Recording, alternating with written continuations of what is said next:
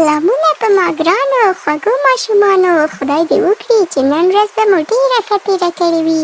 خپل مکتبو درسونه به مو ویلي وي او د مور او پلار خبرې به مو منلې وي. مورجانې سره به مو کومک کړی وي. د نن کیسې نوم دی الیها او پټ باغ. الیها یوه ډېره هوښیاره نجلۍ وه او هر سهار به یې بهر کې په باغ کې لوبې کولې.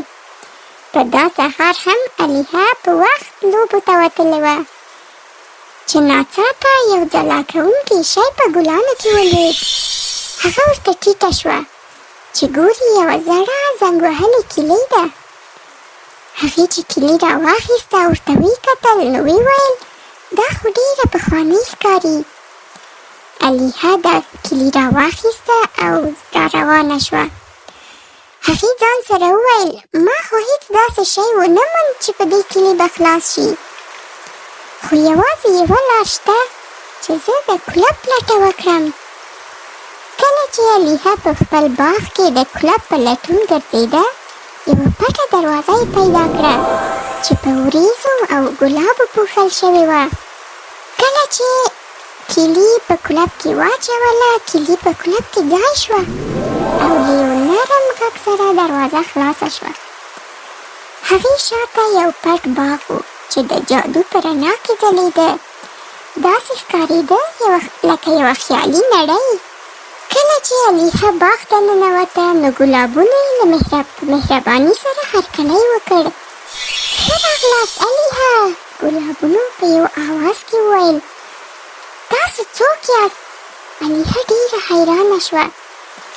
ګلابونو ورته وویل موږ د باغ ساتونکي یو، موږ ستاسو په انتظار کې وو.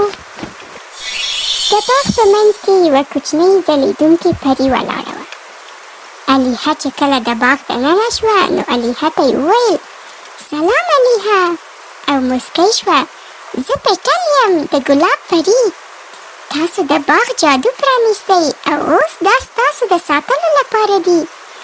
الیها په ډېرې خوښۍ سره ورته وکتل او پیټل ته یې وویل زه څه کولی شم؟ پیټل ورته وویل چې د باغ جادو ورک شوی دی. دا ځکه چې د رنګینې ونې پاڼې ورکې شوي دي. رنګینه ونه ځانګړې سندرې ته اړتیا لري چې بیرته راژوندی شي. پیټل وویل یوازې هغه څوک چې زړه یې پاک وي کولی شي دا سندره ووایي.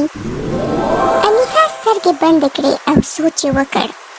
هغې په یو نرم غږ سره سندره پیل کړه، یوه سندره چې هغې هیڅ کله نه وه اورېدلې، خو داسې ښکارېده لکه په زړه کې یې چې وه. څنګه چې هغې سندره پیل کړه رنګینه ونه بیا وځلېده. پاڼې په ځلېدونکو رنګونو بدلې شوې. ټول باغ بیا ژوندی شو. د باغ ټوله ښکلا او ژوند بیرته راغی. رنګینه ونه بیا وځلېدله او ګلابونو د باد سره ګډېدل. پیټل په خوشحالۍ وویل الیها تا د باغ جادو بیرته راوګرځوو. د باغ له ځلېدو وروسته پیټل الیها ته یو کوچنی ځلېدونکی ګلاب ورکړ. پیټل ورته وویل په یاد ساته چې دا باغ یو راز دی. یوازې هغه کسان چې زړه یې پاک وي او راز ساتلی شي دا پیدا کولی شي. الیها وعده ورکړه چې دا راز به ساتي او هیڅکله به دا جادویي باغ نه هیروي. نو په ما ګرانو ماشومانو دا وه د نن شپې یوه لنډه کیسه. خدای دې وکړي چې تاسو د پام وړ ګرځېدلې وي.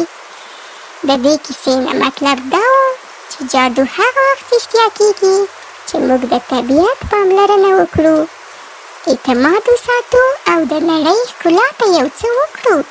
کله چې په زړه کې ایمان، مهرباني او اعتماد وي حقیقي جادو رامنځته کیږي. ښه شپه او خواږه خوبونه.